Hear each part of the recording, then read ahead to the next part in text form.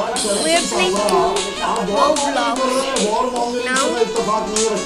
Under this वो सरकार बनाती है सर्जिकल स्ट्राइक करना है क्या करना है उसके बारे में ऐसे चर्चाएं नहीं होती पब्लिक प्लेटफॉर्म पर सार्वजनिक मंच पर चीन के मामले में एक बड़ी ही अनकंफर्टेबल से चुप्पी क्यों साथ लेते हैं हम खुलकर बोलते हैं कि हम नाराज हैं हम गुस्से में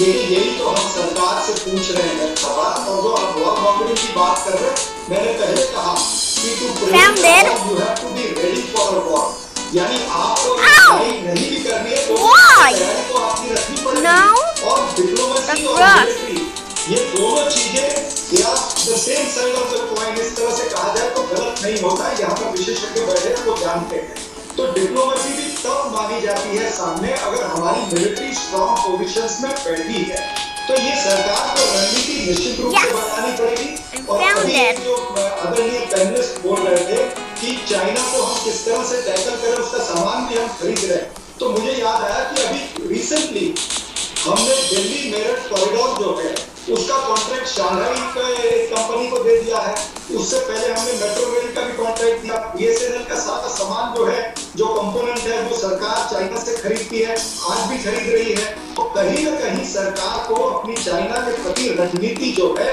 वो बनानी पड़ेगी आपकी रणनीति पुख्ता नहीं है आपकी नीति और नीयत दोनों में खोट नजर आ रहा है इसलिए जनता आज आपको सवाल पूछ रही है और आप मात्र वोट नीति में विश्वास मत रखिए जो कूटनीति है उसको आगे लेकर के चलिए सारा विपक्ष आपके साथ खड़ा रहेगा विपक्ष भी चाहता है कि हम चाइना को मुंह जवाब दे चाहे वो डिप्लोमेसी से दे या चाहे फिर और किसी तरीके से राजीव प्रताप रूडी क्विक रिस्पांस दो जनरल्स इंतजार कर रहे हैं क्विक रिस्पांस चाहूंगा पॉइंटेड अटैक किया है चरण सिंह साहब ने आप पर छाबड़ा साहब ने जो कहा उन्होंने कहा कि we have to be prepared मैं तो कहना चाहूंगा कि जो हमारे मित्र इस प्रकार का बयान करते हैं वो सिर्फ डिप्लोमेसी भारत के पॉलिसी क्या है हमारी चाइना दोस्त है दुश्मन है हम सारा माल उनसे लेंगे और वो हमें आंखें दिखाएंगे सवाल ये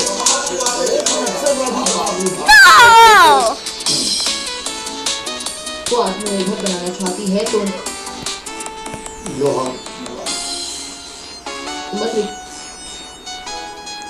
पूरा हुआ बीएसपी मतलब ब्राह्मण समाज पार्टी होने जा रही है और अब बीजेपी का सपोर्टिंग हैंड बनने जा रही है क्या लिख रहे हैं बीएसपी मतलब ब्राह्मण समाज पार्टी अब भारतीय जनता पार्टी का सपोर्ट करने जा रही है ये सतीश मिश्रा कहते हैं ये अशोक कुमार कहते हैं अशोक कुमार हमारे दर्शक अशोक कुमार हैं एक इंद्रभूषण तिवारी कहते हैं भाई पीछे मत जाओ अभी की बात करो दिवाकर पासवान कहते हैं मीडिया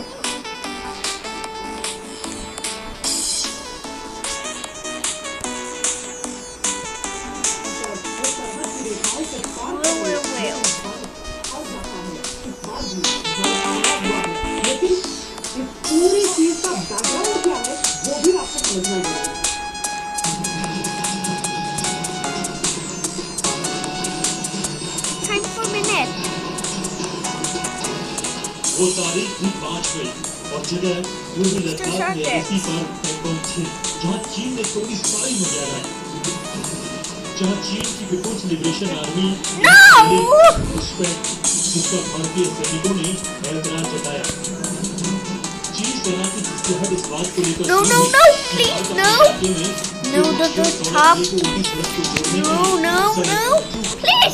जिसके बाद पैंगोंग झील इलाके में टकराव तेज हो गया आवश्यकता है तो हमें तैयार करना चाहिए अगर हमने किया होता तो शायद ये सिचुएशन ना होती आपको जान के आश्चर्य होगा कि 2013 तक बार कभी भी हमने लाइन ऑफ एक्चुअल कंट्रोल नहीं किया चाइना ने किया और करीब 650 स्क्वायर किलोमीटर ले लिया इसके बाद वो तस्वीरें सामने आई जिससे साफ हो गया कि विवाद की आड़ में चीन किस तरह की जरूरत कर रहा है सैटेलाइट तस्वीरों से साफ दिख रहा था कि किस तरह चीन ने पैंगोंग झील के करीब अस्थायी टेंट डाला सैटेलाइट की तस्वीरों से खुलासा हुआ कि चीन ने झील एलएसी पर नापाक इरादों के साथ अस्थायी ढांचे खड़े किए इसके बाद भारत ने भी करारा जवाब दिया एलएसी पर सैनिकों की जबरदस्त तैनाती शुरू कर दी हथियार भी तैनात कर दिए भारत लगातार कहता रहा कि चीन 5 मई से पहले के हालात बहाल करे। इसको लेकर भारत और चीन के बीच कई राउंड की बातचीत भी हुई, लेकिन नतीजा सिफर रहा। पूर्वी लद्दाख में फिंगर 4 के पास दोनों देशों के सैनिक आमने सामने हैं। पैंगोंग झील के आगे की पहाड़ी के इलाके में 8 पहाड़ों के अलग अलग भाग पर फिंगर 8 तक का नाम दिया गया है। यहाँ पर चीन फिंगर 8 से फिंगर 4 तक पहुँच गया। चीन ने फिंगर 4 में बेस कैंप बना दिए। ये है गलवान नदी, ये आके मिलती है शोक नदी से। I want to शोक shake it शोक now. यानी कि रिवर ऑफ डेथ, मौत की नदी। वो इस वजह से क्योंकि सर्दियों में ये नदी जम जाती है, तो उसके ऊपर जो व्यापारियों के काफिले हुआ करते थे वो ये से निकलकर शिनजियांग जाया करते थे। शिनजियांग से वो ट्रेडिंग किया करते थे और वापस आते थे। लेकिन गर्मियों में यहाँ का पानी बहुत उफान था, इस वजह से कई बार व्यापारी चाहे वो चल रहे हो या घोड़े या खच्चर पे वो नदी में गिर जाया करते थे। कई व्यापारियों की मौत की वजह से इसको शोक नदी कहा जाता है, यानी कि रिवर ऑफ डेथ। जो संगम है दोनों नदियों का, उसके काफी नजदीक ये जो कॉन्फ्रंटेशन है वो हुआ है। असल में मसला क्या है, ये जो सड़क है DSTP रोड जिसको कहते हैं, ये बहुत अहम है क्योंकि इससे हम अपने इक्विपमेंट को आगे चीन नहीं चाहता था। चीन ने क्या किया, चीन ने इस पहाड़ की जो रिजेस है यानी जो ऊंचाइयां हैं उस पर अपने सैनिक बैठा लिए और अपने हथियार बैठा लिए ताकि वो लड़ पाए भारत की बेहद strategic हालत पर। इस विवाद को लेकर अमेरिका भी बीच में कूद पड़ा। अमेरिकी राष्ट्रपति डोनाल्ड ट्रंप ने विवाद को सुलझाने की पेशकश भी कर डाली, लेकिन भारत ने तीसरे पक्ष की दखल को खारिज किया। पैंगोंग झील में पहली झड़प हुई, दोनों देशों के सैनिकों के बीच यहाँ पर धक्का मुक्की हुई, दोनों देशों के सैनिक घायल भी हुए। ये 5 मई को हुआ। चीन के हेलीकॉप्टर लद्दाख की सीमा के पास नजर आते हैं जिसके बाद भारत के सुखोई विमान भी वहीं पर उड़ान भरते हैं। इसके बाद 9 मई सिक्किम के नापोला सेक्टर में दूसरी बार झड़प होती है। दोनों देशों के सैनिक यहाँ पर भी भिड़ जाते हैं, कई सैनिक घायल। इसके बाद आइए 15 जून को गलवान घाटी में सैनिकों के बीच संघर्ष होता है। भारत के एक अधिकारी समेत 3 सैनिक शहीद होते हैं। चीन के भी 3 से 4 सैनिकों के मारे जाने की खबर सामने आती है। 5 मई से लेकर 16 जून आज तक का ये पूरा विवाद वक्त छोटे से ब्रेक का है, फौरन हाजिर होगा।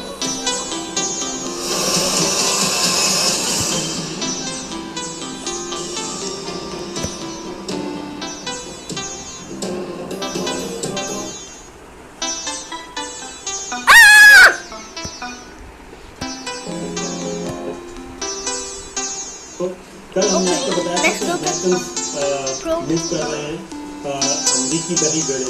आज हम उसकी भी तस्वीर बताएंगे क्योंकि ये लगता है ऐसे ही कोई बहुत बड़ा स्टेज तैयार किया जा रहा है जो बहुत से अहम ओहदेदार ने उसको बिल्कुल खुलेआम उसने कहा था। हम ये कह रहे हैं, उन्होंने कहा था कि ये तीसरी जंग का कोई आजादी अमरीका के, और इसलिए सोच समझ के कदम उठाने होंगे।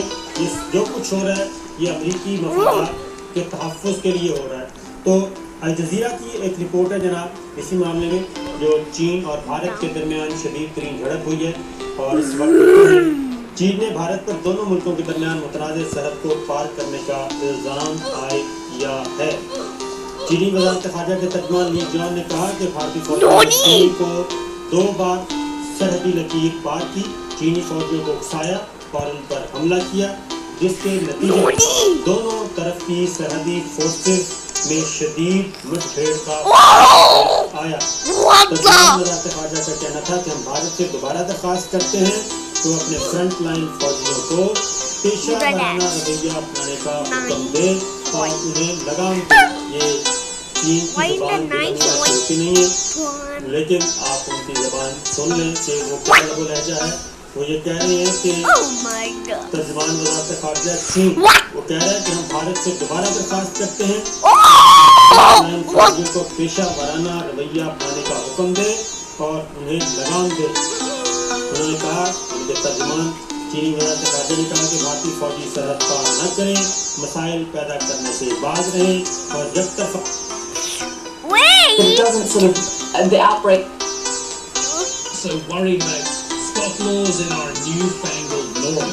That could mean a potential restriction. So it's from outside of China The hour. brought to Beijing. The government says the infections are linked to Shilfadi wholesale market that provides I can 80% see that. of the capital's food. 8,000 workers from the market have been tested, Another and report. 30,000 restaurants across the city That's disinfected. balls. People living nearby Oh, have no, been sent to no, test no. rooms for testing. Almost 30 Found it. neighborhoods have been locked down. People who recently visited Number of people who come to our shop is limited. I did already within less than the first 2 weeks of the survey.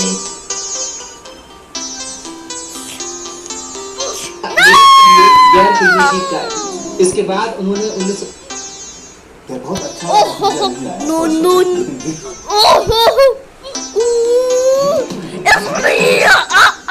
After charging or backup, you fast finger.